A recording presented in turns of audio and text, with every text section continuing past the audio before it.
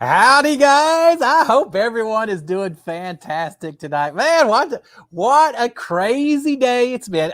We thought 2020 we were done with. No, the hits just keep coming. Oh, baby, it's cold. Baby, it's cold outside. It is so cold here in Texas. The rest of y'all, I know people up north. Angie Hung and some of the people up in Canada are laughing at me right now, but we're not used to the cold down here in Texas, guys. Oh my God, it's been miserable. I hope y'all are doing fantastic. Before we talk about that, let me start off with my stare. SKD 143. I love my wife. I love my kids. I love all my Big Brother and reality TV family. And I love the heat as well. Be thankful for the things that you got. And heat and electricity is certainly a big part of it this particular day. Man, I don't know how much y'all know about it. It's been cold. Right now here in Houston, it's 20 degrees, I think, which I know a lot of y'all up further north saying, yeah, you big baby, 20 degrees is nothing at all. That's true. If you're designed for that, if your house is set up for it. But our pipes are up high, our infrastructure, our roads, nothing is set up for those kind of temperatures. And it has been a little bit rough indeed down here. It's 20 degrees. It's supposed to get to, I think, 9 degrees, 10 degrees by in the morning. So it's going to get even it's going to get even more interesting. They've said that if it gets that to 9 or 10 degrees, that'll be the coldest on record it has ever been in the city of Houston. And now, again, I've been in colder temperatures. I've been up in Alaska when it was minus 40 before the wind chill. I've been over in Moscow, Russia in the wintertime. So I've been in cold temperatures before, but not here in my home city. But no, so it's freezing cold. It's supposed to get even worse. We woke up this morning, power's all out. They warned us rolling blackouts are possible because people are using so much energy down here. And sure enough, the power was out at 7 o'clock this morning or whatever. But it was out until 2 o'clock or so this afternoon. Starts getting a little bit cold. Glad to have a little headpiece, headgear and such to keep me warm. You know, I always wear my cowboy hats during the show, but changing it up just a little bit. I'm a man of the moment. You got to pivot and what's Julie say? Expect the unexpected. Well, it's a little unexpected down here in Houston. Now it's been miserable. It's at one point they said 25% of the city was without electricity. It may even be more now. I'm not sure. The entire state, even down to Brownsville, that's the very tip of Texas that connects with Mexico. I mean, the farthest south you can go. They're under a winter warning. It's gotten that far down. My son lives over in Austin, and he lives there in a house with his girlfriend. And it is right now, I want to say 20 degrees. It's supposed to get down to 7 or 8 degrees by in the morning. But he's been without power since about 11 o'clock last night. So you're going on, I don't know, what's that? That's 18 hours or something like that. So yeah, he and his fiance and their dog, they're all huddled up together, trying to stay warm. But it's tough. It's tough when you have that kind of temperature for so long. We're all down here trying to keep everything warm. Duct tape's a man's best friend. I took my duct tape out to all our outside faucets, wrapped them all up with some blankets and things like that, and got it all insulated, dripping all the faucets so that nothing freezes up. So funny. I was dripping the faucets just so again, I don't freeze the pipes and burst anything. I came out this morning, had an icicle out about 3 feet long, all the way from the faucet down, touching the ground where this drip of water had just created a big old icicle. Just like one of these up here. So it was. It's been a little bit tough, and it's supposed to be like this still, I think, till tomorrow. I don't know, noon or something like that. We had sleet come down. Our whole backyard is covered. A little further north, it's 5 or 6 inches of snow. Down here, it's about an inch worth of just ice crystals, sleet. It's been interesting. It's been not what we expect down here in Houston, and even worse. We've got a lot of wind generators, especially out in West Texas, places like that where it's always windy. We've got these huge wind turbines. They're the size of a football field, the blades. They've all frozen up. It got so cold, the gears shut down because the machinery all froze up. So none of the wind turbines, or a lot of the wind turbines, aren't working. Some of our power generating plants that run off of natural gas and some other things like that, they got so cold they had to shut down. So Texas has lost about a third to a half of its electrical power generation capability, and everyone's running everything full speed trying to stay warm down here. So yeah, quite the interesting day. I spent all day saying I'm not sure if I'm going to be able to do this show or not. I may be doing it by candlelight. I'd be like Abraham Lincoln or something doing the. He used to study by candlelight. That's one of the histories you hear, right? Figure I may have been doing the show by candlelight. Now I'm not sure how that works with the internet. I can't exactly run internet by candle, but I said, well, I may just have my cell phone and have that working and try to do something on that instead. But we got our electricity back. Hey, maybe national emergency. Maybe the mayor said, hey, get the electricity going. We got old Cliff Hogg getting ready to do a show. So is that it? No, I don't think that's it. But hey, thank you for whoever pulled the switch and got our electricity back. I do appreciate it. I'm looking through some of these comments because I'm so busy. Melissa, pipe burst and the pipe burst near them and y'all have no water. Ooh, that's tough. That's at least it's near you and not in your house, because I've already heard a lot of people talking about the pipes freeze and then suddenly when it thaws back out. Now you don't just have cold water and all that. Now you've got flooded houses and everything. So but yeah, Melissa, I feel for you, my friend. It's tough enough to not have heat. If you don't have water as well, that's a little tough. I hope they get that pipe fixed. Oh, I feel sorry for the people that are out there having to actually fix those pipes in this kind of temperature. That would be absolutely brutal. In fact, all right, I'll do this. I'll tell y'all a quick little story. The coldest I have ever been, and probably why I don't like the cold at all. I've said that before. I've had it. If there's an Achilles heel for me, it's the cold. I don't like cold temperatures. If you put me on a challenge or Survivor or anything like that, and you go into cold environments, I'm just gonna be shivering. I'll make for horrible TV confessionals or whatever, because I won't be able to talk. My teeth will be chattering so much. I hate the cold, and it all gets back to a fateful day out in West Texas. Come about 1988, 89, somewhere around there. I had just started working in the oil field, and I was working as an engineer designing job operations, things like that. Well, one day in the middle of the winter, it was cold. It was cold. And I got a call, and they said, Cliff, one of the rigs is drilling a hole at some location, and it's so cold outside that all the guys walked off the job, said, we're not doing it anymore. We're going home. We're tired of this cold temperature. It's too miserable to work. And they said, this well, we can't stop drilling it. If we do, the well's going to cave in and all these horrible things are going to happen. We have got to have some people to staff it. We know you're an engineer, but that doesn't necessarily go out and do the actual hard labor, which I'd done before, and it is tough. Man, props to respect for the guys who do it. But anyway, they said, Cliff, we need you and anyone else we can get a hold of to go out and run this job tonight. Just please go out there and do it. And say, yeah, okay, fine. So we get to this location, and it is cold. I'm wearing my coats and everything, but it's still cold. And get out to the rig itself and go say, hey, all right, what do we need to do tonight? What's the deal? Well, we got lucky. They said, all right, tonight's actually not bad because we're trying to see if the well will flow. Remember the old days where you see the wells just, and all the oil comes flowing up and all that? Not quite like that, but they did want to try to remove as much fluid as possible and see if the well would start hiccuping some oil and stuff coming out. And so they said, all you got to do is go sit in the doghouse, which was a little trailer that we worked out of.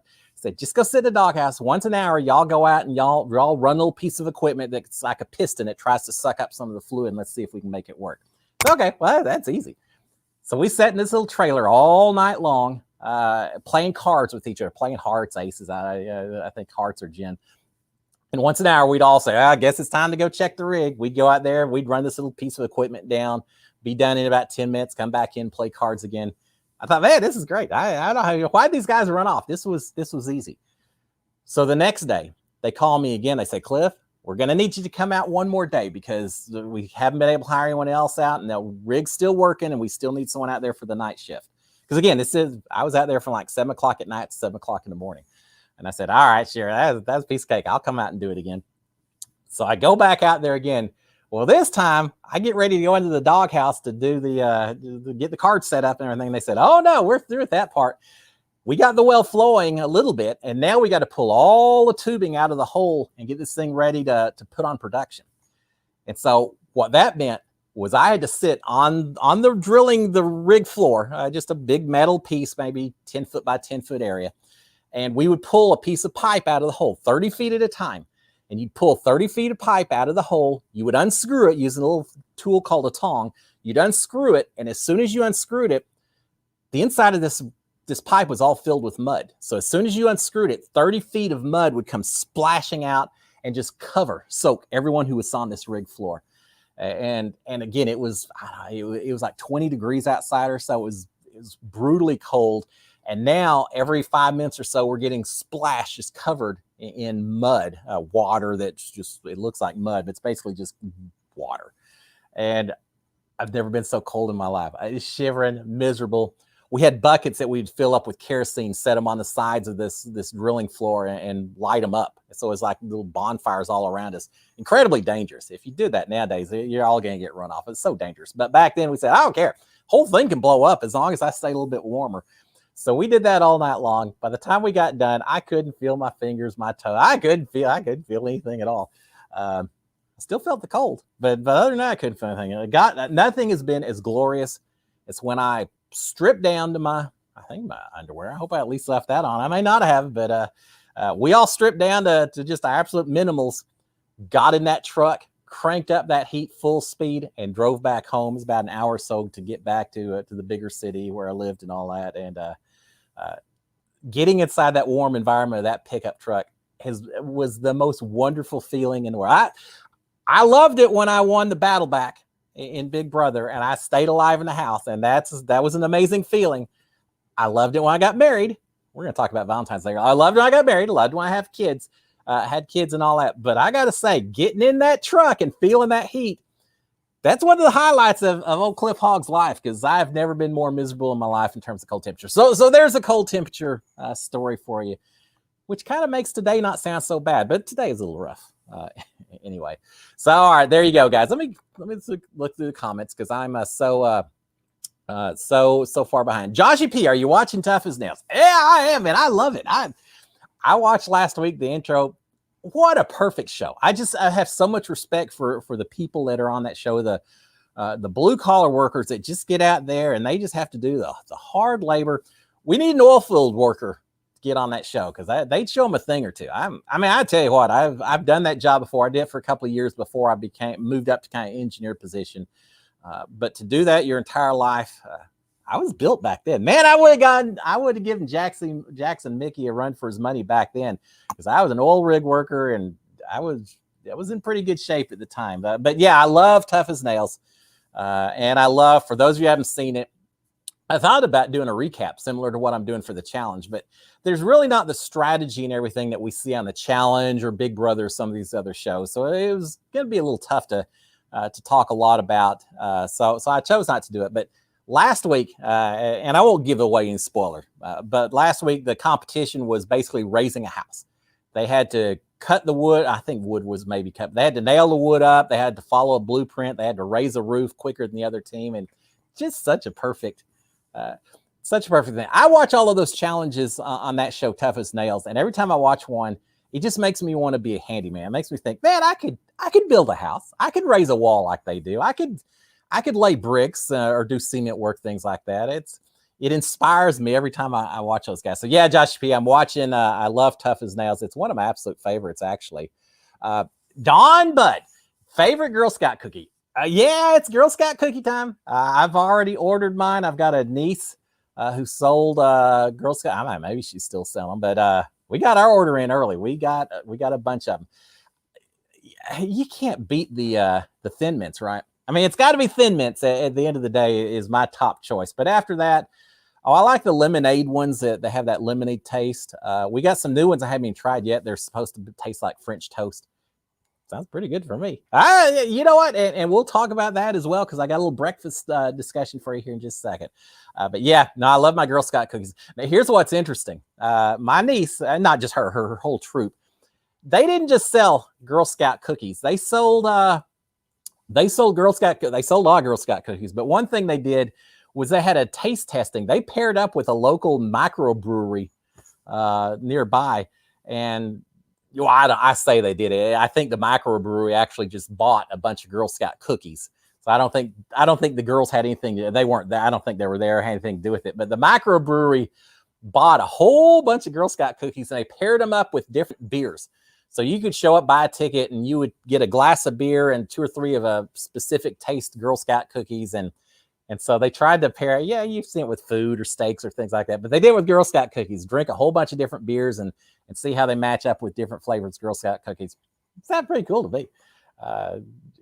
I think Thin Mints and like a real dark Guinness Stout or something sounds pretty good.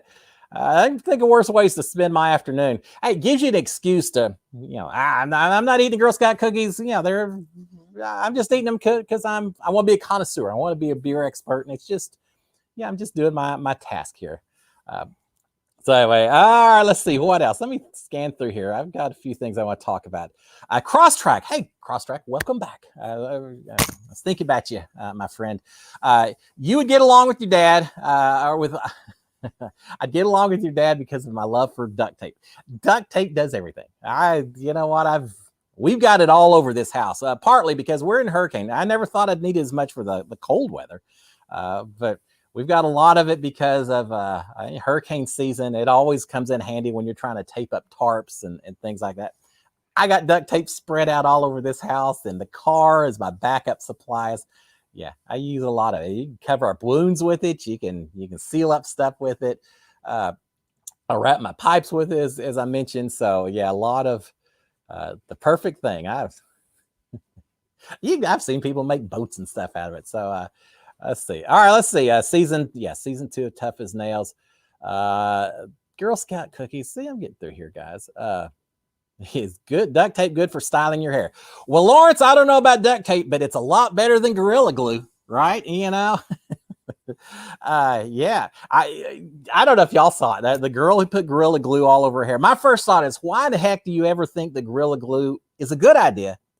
I don't even like getting crazy glue or Gorilla Glue stuck on my fingers. Forget my hair. Yeah, I got bubble gum stuck in my hair once when I was a kid, and my parents ended up having to cut about half of it off. Maybe that's why I've got the hairstyle that I do now. Short and sweet. But I heard about the girl with the Gorilla Glue. But fortunately, I also heard that eventually some scientists figured out that some super solvent along with olive oil, he came up with some recipe that he washed her hair in, and it came out without having to shave her head or anything else. And so she's good now. But yeah, keep the Gorilla Glue and keep the duct tape away from your hair. If it involves stickiness, you probably don't need it anywhere near your head, right? All right, Don, this is the last year for the s'mores cookies. That sucks. Yeah, I didn't order any s'mores this year, so now I guess I'm out of luck. I'll have to go on eBay and buy them for $20 a box or something, right? I think someone who can make a lot of money. Forget investing in GameStop and all that. Buy a couple of $100 worth of Girl Scout cookies. Wait until the summertime where the Girl Scouts aren't selling them anymore, and then sell them on eBay, and you'll make a fortune, right? Because people will want them all times of the year. Cindy, birthday shout out on Friday. Happy birthday, my friend. I hope you have a fantastic birthday celebration. That's great when it's on Friday. It means you can COVID and all this makes it a little tough in this day and age, but still, you can celebrate your birthday and hopefully then enjoy the whole. It's your birthday weekend. You get to claim the whole weekend as your birthday when it comes on a Friday. So congratulations, happy birthday to you. Howdy, Avery, as well. Welcome. All right, let's see, guys. I sat here and said, you know what? I've been so busy with the house and getting everything ready and all that. I didn't even get a chance to do a whole lot in terms of notes for this show. I didn't figure I'd have to worry so much about it. And sure enough, I'm right. All right, let's see. What else is going on? The Gorilla Glue girl, I feel for her. Oh, God. There's a part of me it's a little bit like some of the people in Big Brother house. There's a part of me that just wants to kind of shake them and say, whoa, what were you thinking? But then you also just feel a lot of empathy that they're having to deal with that. All right. Oh, Moss, I'm pretty sure they told us that we weren't allowed to resell Girl Scout cookies. They didn't tell me that. No one ever told me a word about what I can or can't sell. Once I buy it, it's my property. You lose as soon as you take my money, you lose any right to that to what I do with that Girl Scout cookie. So yeah, they can tell me what they want, but if I can sell on eBay, make a little profit with it, I don't care what they tell me. The problem is they never last. If I bought a couple of 100 boxes so I could make a fortune of it selling next summer, it wouldn't happen. It just means I'd gain an extra 10 pounds before summer came along, and the cookies would still get eaten. I'd be eating my profits and my investments both, right? So yeah, I know the flaw in that particular system. So yeah. All right, now my mom's on here. Howdy, Mom. And I have to do a special shout out, and I'd get in trouble if I didn't do this. A special shout out to my sister-in-law, Leslie, who's celebrating her birthday this evening. Howdy, Leslie, and happy birthday to you, my friend. And yeah, she's a little cold. They're up in Dallas-Fort Worth area. They're a little cold as well, but she's married to my youngest brother, Bowie. Bowie, the one who was the first reality show contestant in our family, who went on The Apprentice season 1. And so they're married. They've got a couple of daughters up there. They've been having a blast in the snow. I've been watching up in College Station, Texas, which is where Texas A&M is located. It's flat. There's no hills or anything there, but they've got 6 inches of snow or something. And you never get any snow up there. I mean, it's not far enough north. But they've got 6 inches of snow on the ground. And everyone's skiing behind pickup trucks. They've got all these 4-wheel drive pickup trucks and everything. That are driving up and down the streets with ropes hanging behind them, and people are just grabbing hold. I don't even think they have skis. I think they're just grabbing hold with their feet and just sliding back and forth on the street and having a fine old time. And it's kind of the cowboy way of skiing, I suppose. So yeah, everyone's having a little adventures, a little fun with this. Amanda asking, were you a Boy Scout? Yeah, Amanda, I was a Boy Scout. I did not get Eagle. I was a Boy Scout. I was a Cub Scout, and then I was a Boy Scout as well, which switches over when you're 12 years old. And I was a Boy Scout until about the time I turned 15. And when I turned 15, I discovered that I could either continue to be a Boy Scout or I could start working.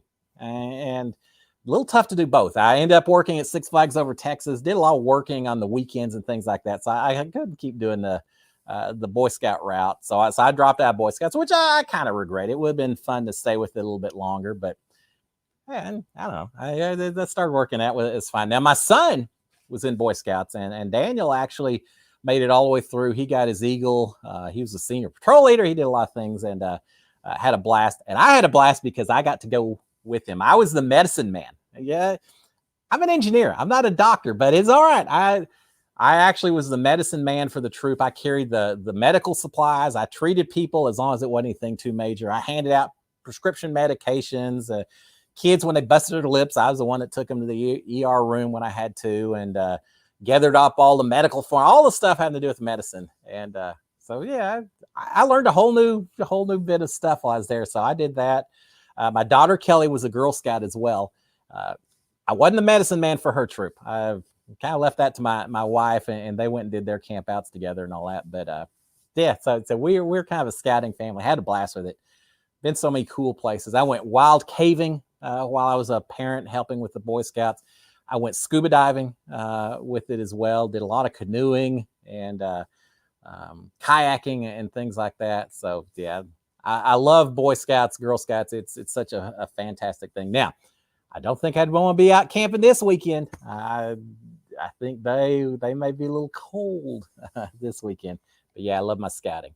All right, let's see. What else going on? All right, let me get caught up because I'm 25 minutes in and I haven't really talked about any of my notes or anything else I had for. All right, Chickadee mentions, yeah, I was going to talk about this. Casting for Big Brother 23 is now open. And as y'all know, Robin Cass has stepped away. I don't think it's permanent. It could be. She didn't tell me, but Robin Cass isn't doing the casting for Big Brother 23, but who is doing is Jesse Tenenbaum, I think is his name, who did casting for Big Brother Over the Top, which was the online-only version of Big Brother. So he's doing it. And I just saw today someone named Alex Stern. She's a casting agent, director, owner. I don't know what her official titles, but she owns a casting company that they stepped away from Big Brother for the last 2 years, but she had done casting for Big Brother before that, helping bring in people apparently before that, and I could be wrong if this isn't correct. I'm sorry to those who I potentially offend, but I guess before a couple of years ago, it was Robin Cass and Alex Stern, and they both would bring in people, and maybe CBS picked a few people from each. I'm not really sure how it worked, but Alex has been involved with Big Brother previously, and so she's back as well. But I know they're accepting the videos, and so that's yeah, it's that time. I'm so happy. It's gonna be so great. We've got Big Brother Canada, which is premiering March 24th. And then we've got Big Brother USA, which will premiere, like June 13th, something typical right around the middle of June. And I assume it's going to start about the same time as it has in the past. But with COVID and all that, who knows? I do think most of the casting this year, if not all the casting, will be send in videos as opposed to any casting calls. I can't picture that they're doing that this year. So it'll be a little different. But if you want to be on, put your video together. You gotta take your shot. If you don't send in a video, you never have a chance in the world getting on the show. If you do, you never know. Lightning in a bottle. Look at me. Who would have thought that I would have ever ended up on that crazy show? And yet somehow life just takes you in funny directions, doesn't it? All right, let's see. My job got the Pfizer vaccine. We're essential workers. Well, Cindy, congratulations on that. Seems like most of the people down here are getting the Moderna vaccines, but I know Pfizer, I guess it depends on what part of the country you are and how many they have and things like that. I'm just glad these vaccines are all getting out of there. We're getting more and more people immunized, because we get enough people immunized, and even the ones who don't have the vaccines yet are going to be more protected, that herd immunity and all of that. So congratulations, Cindy. All right. What do you think would be the best way to bring back some of the BB Canada 8 cast? Gosh, I don't know, Lawrence. I want them to bring back a few people.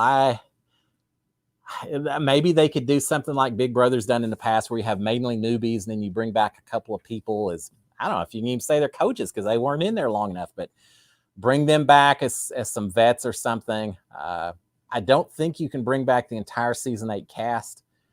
And even if you did, they already know about each other. They've seen them in the real world and all of that. So it just wouldn't be the same. But yeah, pick a couple of them. Pick 2, 3, 4 of them. John Luke, Ahira. I want to see Hero come back. Cliff Hogg casting his vote. If I could pick anyone on that show, I want Hero to come back into that house. But pick 2 or 3, let them come back. Maybe you do it over the next few years. You bring 1 or 2 back every year. I've never been a fan. I'll admit, I've never been a fan of the idea of bringing back just a couple of vets along with a whole bunch of newbies, because I feel like you learn so much. If I went back, having said that, if they want to bring me back with a bunch of newbies, I'm not complaining one bit.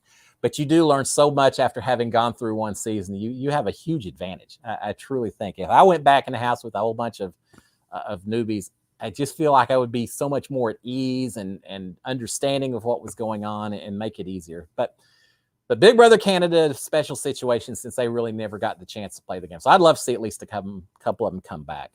All right, let's see. What else is going on? Virginia's getting both versions. Oh, sorry, guys. Of the vaccines. I guess we are down here too, but it just depends on where you go. I know the city's doing the Modernas, and then maybe hospitals doing more Pfizer's. I don't know, something like that. Don saying I can't audition until at least season 29 because I was born July 1st. Well, all right, Don, that gives you plenty of time to study that show, write down all your strategy points and everything else, and you should have one heck of an audition video, given that you got 6 years to prep for it. That's all right. It's okay. You'll get your chance to do it, and then it'll be so much more special because you will spend so much time thinking about it, right? So all I know is, now that you've said that, Don, I'm gonna be watching Big Brother 29, and better see you on there. Yeah, don't let it slide. You got 6 years to prepare, right? All right. Let's see. Houston doesn't need to put their vaccines in the freezer right now. Now, if power went out, I told my wife, I told Sharon, said, hey, the last thing I'm worried about is a freezer and refrigerator right now. All we got to do is open the door. We'll go throw it in the backyard. We'll be good to go. Now, my son and other people in the city whose power's been out for the last 24 hours or close to it, they just have to open up the refrigerator. It's probably colder inside the house than it is inside the refrigerator, the way it's going right now. So yeah, it's we don't have to worry about the cold temperatures. We watched someone that was trying to evacuate to some neighbors or some relatives' houses, which is tough because we can't even drive on the streets because they're so iced up. But they just took all their refrigerator and everything and threw it all in the back of their pickup truck. Said, it'll stay cold just right there, no problem at all. And Don's saying you've only studied season 21 because I love the majority of the cast. Well, I kind of love the majority. I love the entire cast of 21. I did. I mean, they're all family. So that was a good season to watch, but Don watched a few of the others as well. All right, I'm going to throw in a few notes as well because I haven't even gotten into the notes, and I do want to throw a couple of things out. First of all, did y'all know today in history, or just today in general, today is National President's Day. All right, President's Day, at least here in the United States. For those of you in Canada, hey, it's President's Day here in the United States. Originally Washington's birthday, and then they added in President Lincoln's birthday, started in 1885. Can y'all tell me there's only two holidays that honor people in the United States? Do you know what they are? One's President's Day. The other one is, I'd just leave out there for just, no, I'm not. Martin Luther King Day is the other day that honors a person instead of 4th of July or Thanksgiving or New Year's, things like that. So there you have it. A little tidbit of trivia from old boss Hogg. So today's President's Day. Now tomorrow's a big day. All right, did y'all know that tomorrow is National, maybe International Pancake Day? Yes, indeed. We'll call it International Pancake Day because I'm thinking of International House of Pancakes, which may have nothing to do with it. In fact, the reason it's Pancake Day tomorrow is because it's also Mardi Gras, which is stands for Fat Tuesday, which is the end of the Mardi Gras season. After that, we start Lent. So Roman Catholics celebrate 40 years of fast. 40 years, it'd be long. 40 days of fasting prior to Easter and all of that. But tomorrow's a big day that everyone's supposed to go out and party and eat and do everything they can that they can't do during the Lenten season. And so because of that, on that Tuesday, on Fat Tuesday, is also pancakes. Everyone would eat pancakes because they try to get rid of all their perishables, their butter, their eggs, all the stuff that they weren't necessarily going to be using during their days of fasting. So the tradition was then everyone would eat all their pancakes on a Tuesday right before Lent. So all that being said, it's just a fancy way of saying tomorrow's International Pancake Day. So fix you some pancakes and join the crowd and have a blast with it. I did fix some pancakes while I was in the Big Brother house, and I got a smart idea. My mom, thank you, Mom, for teaching me all these fun things to do. She used to make designs in our pancakes. She would draw, with the spatula, right? She would do little designs in the pancakes. Once they cooked up a little bit, then she'd pour the rest of the round pancake on it. And as a result, you'd have different colors. You'd have the darker part that was the design, and then the just a round part as well.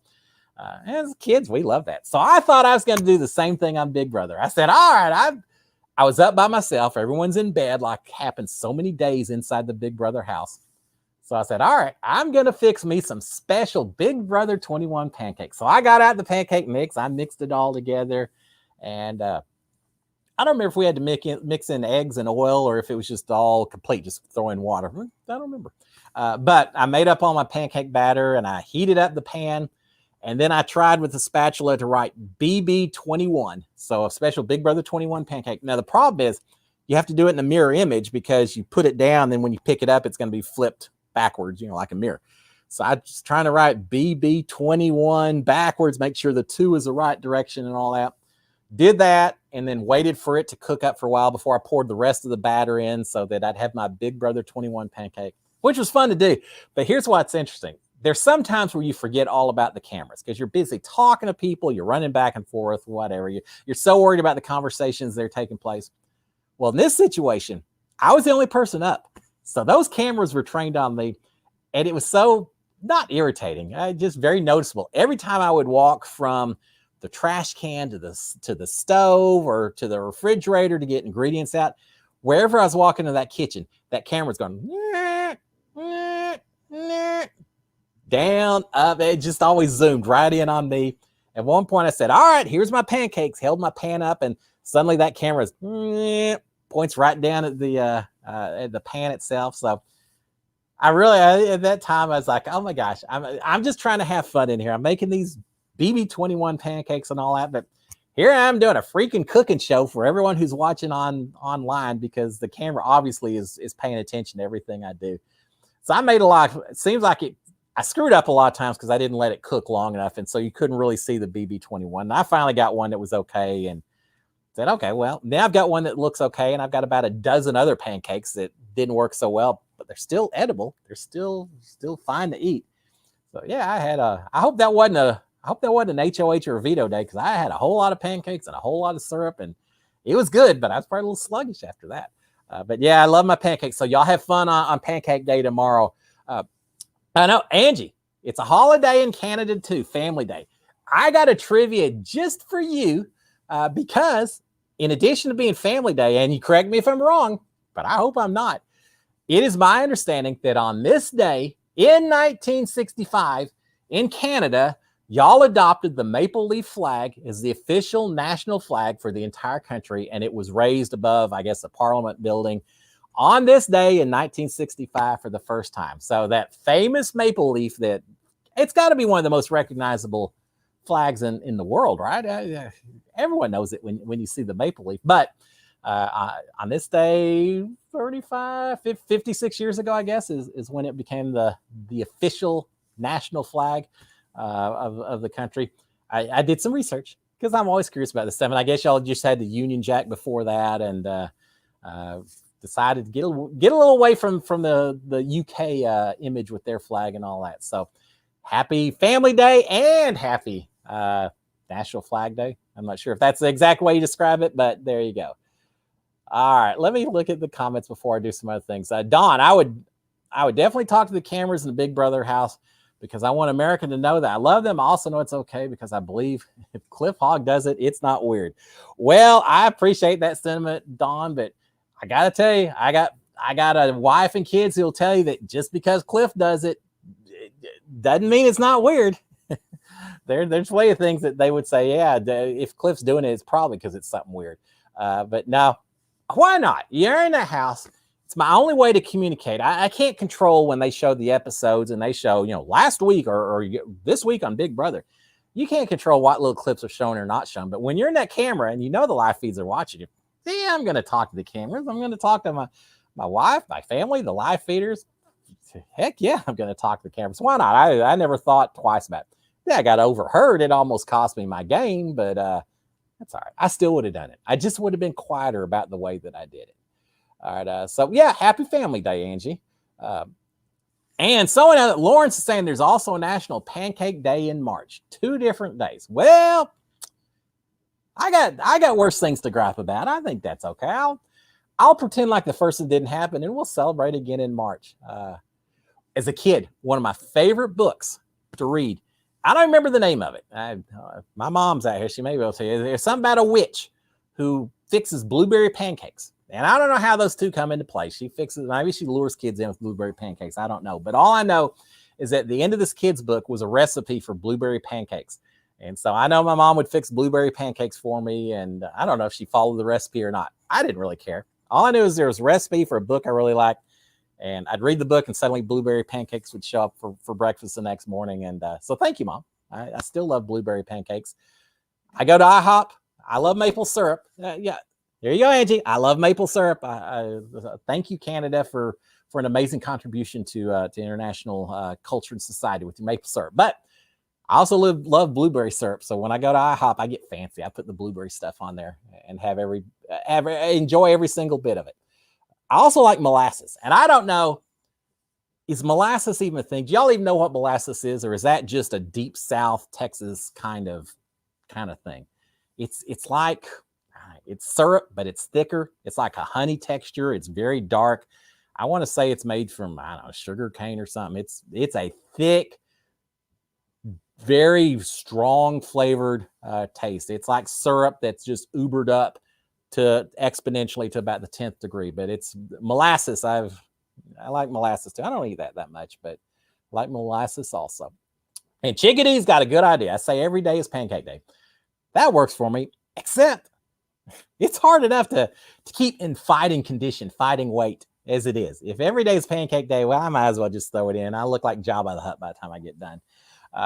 Ma saying in middle school, we had a calendar of every national day that said every day is a special day. That's right. Every one of us is a special person. Every day is a special day. Hey, today's a special day because this is the day that you got control over. You can't control yesterday. You can't really control tomorrow too much until tomorrow, but you can control the day. So yes, every day is a special day, and keep that in mind. All right, let's see. So what else? There should be an IHOP window. Oh, Lawrence. All right. There should be an IHOP window like Wendy's. I assume that you mean like Wendy's in the Big Brother Canada house.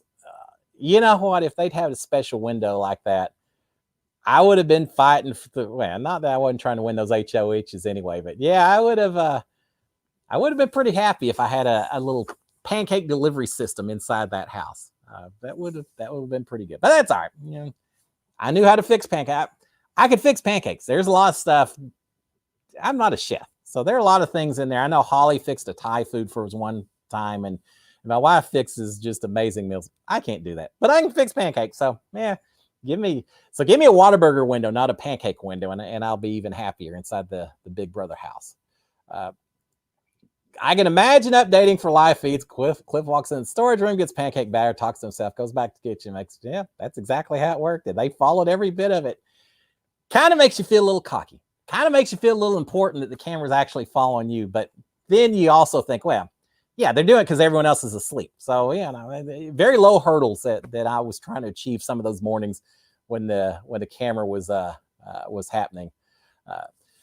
Does Cliff go to Mom's house for good old home cooking? Oh yeah, well I get plenty of home cooking here, so yeah, I'm not hurting at all. But yes, it's always fun when I go to my mom's house. She obviously knows all the foods I like and everything else, as does Sharon. I got no complaints. I got two incredible people that take care of me. I've never been wanting with that regard. All right, let's see. Who wants to, if we end up on the same seat of Big Brother, pretend not, y'all better pretend not to know each other. I can't believe that that anyone knows it. You got 10,000 people to broadcast or to pick from, and you end up with some people that know each other. It's amazing, but whatever. Expected, unexpected. You deal with what you can. All right, so National Pancake Day, National, International, National, I guess, Canadian Flag Day. And on this day in history, see, and we're already 40 minutes in. I'm just now getting it. On this day in history, in 1898, the battleship Maine visiting Havana Harbor in Cuba, just on a goodwill mission. I guess Cuba was trying to rebel from Spain at the time, having a revolution. USS Maine just went there to kind of exert their influence and all that. It blew up. As soon as it blows up, kills 300 people or so out of the 400 on board. We immediately say, yeah, Spain, you set off a landmine in the harbor, you blew up this ship, you're going to pay. We say here in Texas, remember the Alamo. That was, always remember the Alamo. The United States is remember Pearl Harbor. Back in 1898, it was remember the Maine. We went to war with Spain. It's a pretty quick war, only a few months. Signed a peace treaty, and we got Puerto Rico and Guam and the Philippines out of it. And then later, like 100 years later, close to it, 80 years later, they discovered that, well, maybe it wasn't a landmine. We think that the ammunition was just stored improperly based on records and all that. And the ship probably just blew up because someone was smoking next to a big old powder keg of ammo and things like that. So it's a tough reason to start a war. But anyway, so there you are. 1898, the Spanish-American War that no one ever thinks too much about as compared to some of the other conflicts that we've fought in. So another little bit of trivia for you as we go through the show itself. All right, let's see. Do you feel like you have a lot in common with a former Big Brother contestant? Because I do. Oh, Donnie. Oh, you're talking to Ma. Well, okay. Maybe you have something in common with me, huh? Here's what you have to have in common with other contestants: a desire to win, a desire to backstab, a desire to lie, a desire to betray. That's such a tough show. I wanted to go through being honest with integrity and all that, and I tried to for the most part, but you just have to be ruthless. You have to be brutal on that show. So you got to prepare for it. And I went in saying, it's just a game. I'm going to separate the game from the emotion. So I'm going to do whatever it takes, but you can't help after being at the house of those people for so long that you develop some feelings and some connections with people. And so that makes it tough. Josh, you wanting to see Big Brother Canada house guest against Big Brother USA. Now, that'd be interesting. That would, you got strong personalities from both types of both continents, both countries' games. So, yeah, That'd be fun. I'm afraid though it would be too much of a built-in alliance. The Canadians would immediately say we got to stick together. The Americans say we got to stick together, and it'd be too tough to get people to flip back and forth. And so then suddenly it just comes down to whichever country's House guest representatives win that first HOH or so. The balance of power may never change, and all of that. But yeah, I'd love to see a little more interactions. I'd love to see Big Brother Canada occasionally get some Americans on there. So Big Brother USA occasionally get some Canadians on there. Why not? We're neighbors. We speak the same language, except for those Quebeckies. But the rest of them, yeah, let's share a little bit more. That would be a lot of fun. Lawrence, the Spanish-American War triggered a war between U.S. and the Philippines, but eventually helped my parents immigrate to the U.S. So not all bad. Well, congratulations, Lawrence. Yeah, you never know how these things are going to work out. Yeah, we got Puerto Rico as a territory as a result of it. Jessica on my season, her family's from Puerto Rico. So, if we didn't have Puerto Rico, she would have been on El Hermoso Grande, I guess is the Spanish version of Big Brother. So yeah, you never know how things are going to work. Again, expect the unexpected. You got to be adaptable. All right, let's see. So does Devin from the challenge have a point about saying Big Brother players are untrustworthy? I got to say, Angie, I was a Devin fan. I have fun watching him, even though he was going after Big Brother players. Someone that just stirs things up. I don't have any problem with that, as long as I'm not in the house at the time. It's fun watching. But he just pushed it a little too far. I feel like he just keeps going on against Big Brother to the point that now I'm very much saying, get Devin out of the house. I'm tired. If I was in there, yeah, I'm going to work with the Big Brother players. It's a built-in alliance. Are they untrustworthy? I don't think they're any more untrustworthy than a whole lot of people in the house. Look at someone like Kyle, or there's a lot of people in there that I wouldn't trust further than I could throw a big old 10-pound bowling ball. We're all trusted. It's a game built on a certain amount of betrayal and such. Now, the challenge, maybe it's a little bit more biased towards the physical and a little less to the backstabbing. But that doesn't mean that there's still not plenty of it that goes on.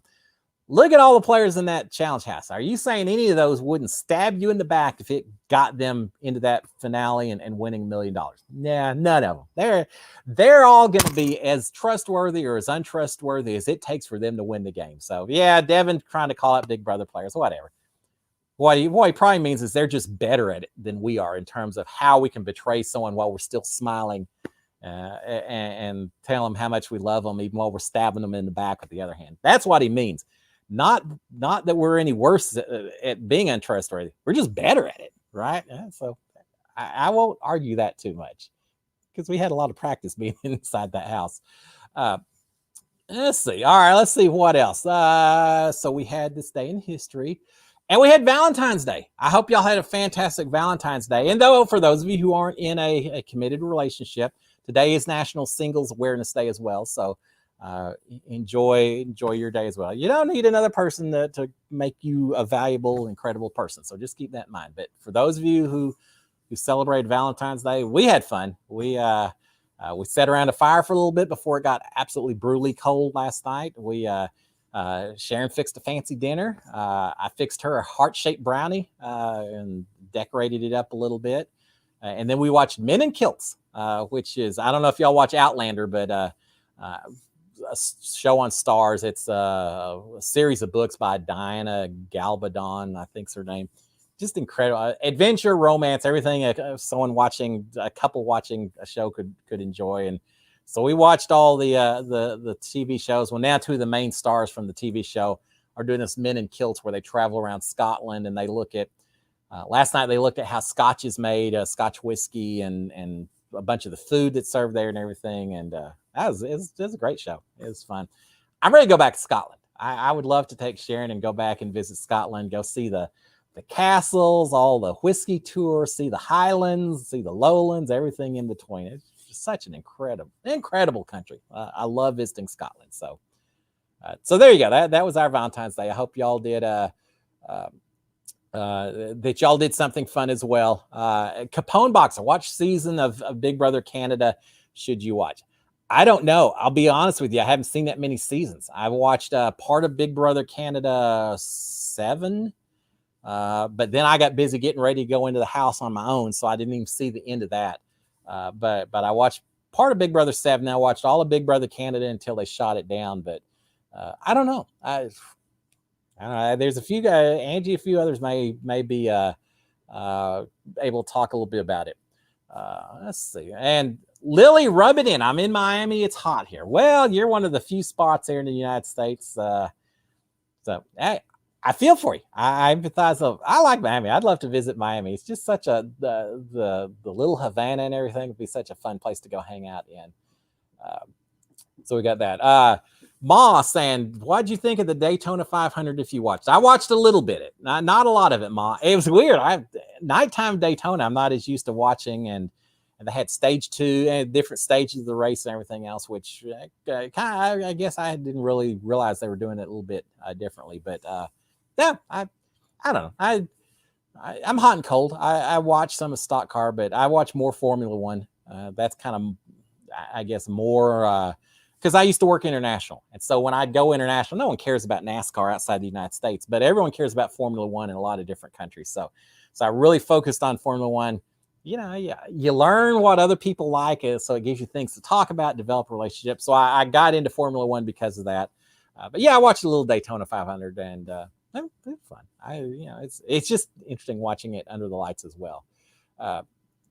Dawn, National Singles Day or Singles Awareness Day, something like that. So yeah, that everyone has their special day. So yeah, that is today. National, international, I'm not sure which. All right, let's see. Jeff Harper. Howdy, Jeff. I am as warm can be in the city of Houston, given that it's damn cold outside. I'm a lot warmer now than if I was outdoors. I'm a lot warmer now than if the heat was turned off. So thank you. But I figured this was appropriate for this particular day. Now Jeff is actually part of the family, and Jeff, I've been watching. Here's the thing: all these people down here are worried about swimming pools. Because when the power turns off, then you have to turn off the pumps in your swimming pool stop working, and there's fear about all of that freezing up and everything. Well, Jeff's an expert with swimming pools. He's also a firefighter. He's my brother-in-law, and so yeah, I figure between firefighting and swimming pools, this has probably been a busy day for Jeff. I'm thinking, right? I'd heard that a few people with space heaters that were running them where they shouldn't be running them and not paying attention, and it's just a rough day in Houston. So Jeff, I'm thinking about you. Thank you, sir. All right, let's see. What else is going on? All right, I saw a movie. I saw a couple of them I was going to point out to y'all. One, I feel bad. I've been talking about The Stand that was on CBS All Access and how much I love Stephen King, how The Stand is maybe one of my favorite books of all time. It's got to be right up at the very top. And so I was so excited to have The Stand on All Access. They had a mini series back in like 94 or so on the main CBS channel with Molly Ringwald and who all was on there? I can't remember who all was on there, but anyway, it was pretty good. But they had the remake of it, the new version of it that came out, and I just finished watching the very last episode on Thursday of last week. So I've now finished the remake of The Stand from CBS All Access. And my review is going to be, something like that. I'd love to say it's the most amazing thing I've ever seen. It'll change my life, but it was okay. It let me down a little bit. So for those of you who've been following, who watched The Stand, if you didn't see it, it's still worth watching. It's still an amazing story and everything. I just felt like they could have done a little bit more with it. Well, it is what it is. I'm not a movie director. I'm not a writer. So who am I to criticize and who am I to judge? But I know what I like and I know what kind of lets me down. And so there you go. But I promoted it, so I figured I'd give you a review now that I finished it up as well. The other thing we watched, though, and I got to say, this is the one that surprised me a little bit. I don't know how this kind of avoided my radar a little bit, but Sharon and I watched, it's soon to be Paramount instead of CBS All Access as of the start of March. But no, Sharon and I also watched over the weekend the movie Get Out. Oh my gosh, how did I not know about this movie? Jordan Peele, former comedian and actor and all of that. I guess he was a writer, producer, director. And this was his debut film, and it was an amazing. I wasn't expecting it at all. I'd heard about a little bit about it, but I just didn't know enough to come in with too much knowledge about the movie itself. And Sharon and I sat there and watched it, and it was scary, it was creepy. It wasn't one of those movies that, some of these horror movies you say, well, why are you dropping your gun? Why are you doing this or that? I wouldn't be doing that. This one seemed a little more realistic about how would you deal with some of this stuff. And it was unique enough that you didn't really have a whole lot of I couldn't really figure out what was coming next. I mean, you make little guesses here and there. And I don't want to give away any spoilers in case y'all haven't seen it. I think it came out in 2017, so it's been a few years, but I'll just leave it at that. But Get Out, it was just a unique, fresh movie. And so it was, I enjoyed it. So if you haven't seen Get Out, we watched it, and it was kind of was it the most appropriate movie for a Valentine's Day weekend? Nah, maybe not, but we watched it. It was, I enjoyed it. Let me know what y'all think. I know someone said loved Get Out. Cindy said, and my sister later was a movie with the lead girl from Get Out. Angie, you just know. You and your sister, y'all are involved with, y'all have connections no matter what's going on. Seems like you got some connections. But yeah, Megan, I'm not giving out any spoilers on that. And Lawrence, I have not seen that. I know very little about it. I actually saw like the trailer perhaps, so I do know a little bit about it, but no, I haven't seen it yet, so I'm gonna watch out. Yeah, and Angie, it was amazing. Get Out. It's creepy. It was creepy as all get out. It's a lot creepier than I even thought. It made me feel very uncomfortable, and not in the way of a person's getting stabbed by a Freddy Krueger or something. Just you feel like, I don't like seeing that much blood. It wasn't that kind of creepy. It's just creepy as in incredibly uncomfortable about a whole lot about that movie. So, it was quite interesting. So and I will watch us. I'll get around to that. Just haven't done it yet. All right, now since Angie's out here, I'll ask her as well, because the other thing that we've been watching, we just started. I wanted to watch Amazing Race Australia, and I started to, but I was having problems with the stream not being that good and all that. So we started watching Amazing Race Canada instead. And I know that Angie's got a favorite, and I can't remember which season was her favorite. We just started watching the very last season, and I thought Amazing Race Canada is interesting because apparently up there, they don't travel as much around the world. Most of the time, maybe 70-80%, correct me if I'm wrong, but it seems like most of the adventure takes place inside the country of Canada, and then just occasionally they'll travel for a leg or two somewhere else, and then they'll come right back and finish it up. But this is fun. So we were watching the last season, and they've already been to Edmonton and Yellowknife and some places over on the western half of the country, and doing some tough competition. Man, riding dirt bikes around and doing some things that look a little tough. Fun, but a little tough. So so I've been watching the last season of Amazing Race Canada, and it makes me realize there's a lot of TV from around the world that I still need to catch up on. Lawrence, where can you get Amazing Race? Just the comments disappear. Where can you get Amazing Race legally from other countries? I don't know for certain. I'll tell you how I do it. I've got a Kodi Fire Stick.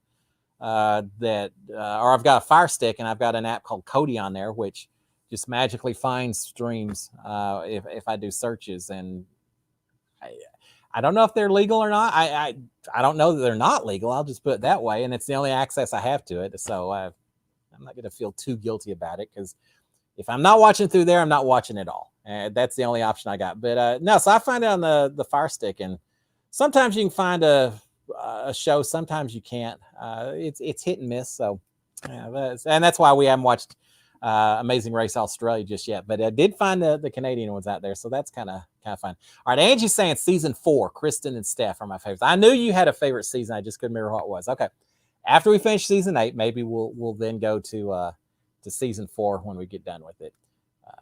But again, just so many hours a day. All right, it's about 7:59. We'll shut it down here in just a second.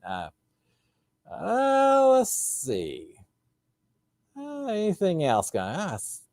Goes so quick. But no, I was so happy, guys. I really wasn't sure this show was going to take place because electricity and heat and everything else. So I'm glad I got to spend an hour with y'all. Glad I got to find out some of what y'all got going on and everything else. And with that in mind, I think we'll go ahead and shut it down. In honor of shutting it down, I'll go ahead and just do I feel better? I don't know. My ears are already still starting to feel cold. I may have to switch back over again. But no, guys, y'all have a fantastic week. Stay warm. I know we're cold down here, but it's even colder in other parts of the country, other parts of North America. So everyone, y'all stay warm. I hope y'all have fantastic Valentine's Day. I hope y'all have a fantastic National Singles Awareness Day. If you're married or in a committed relationship, don't have too much fun on National Single Awareness Day. It seems like there should be a little caveat to that. But y'all have a fantastic week. I will be talking about the challenge, dropping that episode again sometime on Thursday. And then I will be back again on Monday. Hopefully a little bit warmer starting next Monday. But y'all have a great week. Talk to y'all then, guys.